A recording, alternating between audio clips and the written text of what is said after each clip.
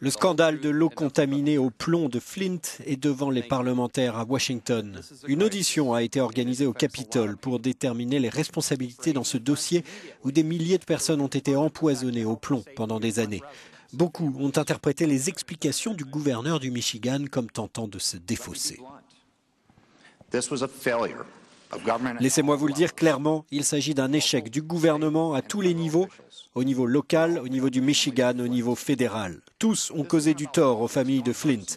Il ne s'agit pas de politique ou de partisanisme, je ne vais pas blâmer certains en particulier, ça a déjà été fait, et ça n'aidera pas les gens de Flint.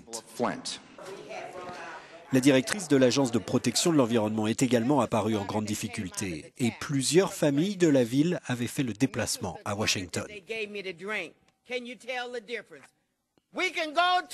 Si on va au magasin de bricolage, on a de la peinture sans plomb. Si on va à la station-service, on a de l'essence sans plomb.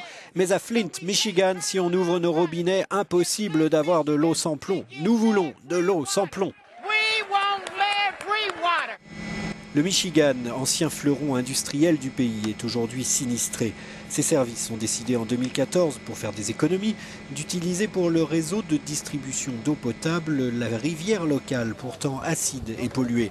L'eau très corrosive a rongé les conduites en plomb, exposant les habitants au saturnisme.